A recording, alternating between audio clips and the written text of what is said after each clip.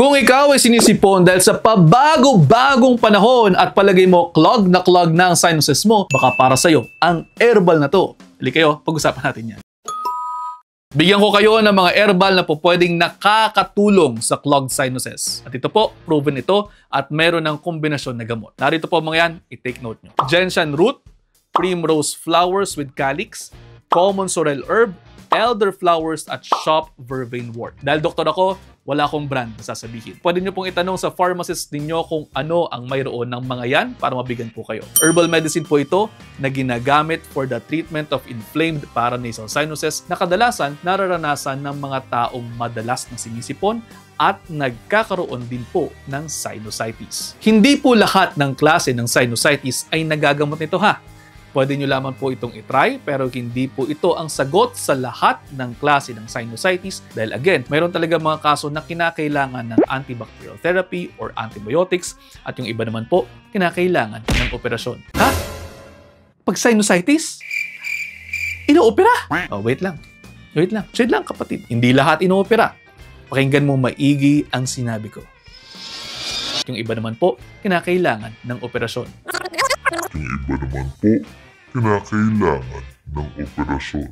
O di ba? Maliwanag. Yung iba, kinakailangan ng operasyon, lalo na kung nagkakaroon dyan ng polyps. O, kalma na muna kayo. Ang sinusitis kadalasan naman po nawawala on its own, lalo na kung caused by a virus ito at nangyayari pagkatapos ng cold or flu. Sintomas niyan, pananakit at pamamaga sa paligid ng cheeks, sa mga mata at sa forehead natin. O pwede rin po blocked or runny nose, nawawala ng sense of smell, may mucus na nabubuo sa inyong ilong, headaches, bad breath, o pwede rin po. Minsan, dahil din po sa sinusitis, yung mga taong hindi naman naghihilik, humihilik, o yung parang nasal yung tunog ng kanilang pagsasalita, parang ganito. Ang tanong, paano ito ginagamot? Simple lamang po, magpahinga po kayo. Maraming pahinga, kinakailangan natin dyan. Maraming tubig din. Kung may allergies po kayo, iwasan ng mga triggers, huwag kayong maninigarilyo at huwag lumapit sa mga taong naninigarilyo. Pwede nyo rin pong i-clear ang inyong mga ilong using saline solution. Kung kayo naman po ay nilalagnat, pwede kayong uminom ng paracetamol. Pero kung hindi nawawala, magpatingin po talaga kayo sa inyong doktor, baka kinakailangan ng iba pang mga medical treatment. At yun nga, sabi ko nga sa inyo, pwede kayong uminom nitong herbal na ito. Mas mainam po na assess kayo ng maayos para mabigyan din po kayo ng tamang gamot. Again, bukod sa herbal medication, baka kinakailangan po natin ng nasal sprays na mayroong steroids, antihistamines at iba pa. Rare naman po na need ng antibiotics dahil kadalasan nga naman talaga ay viral ang origin at hindi bacterial.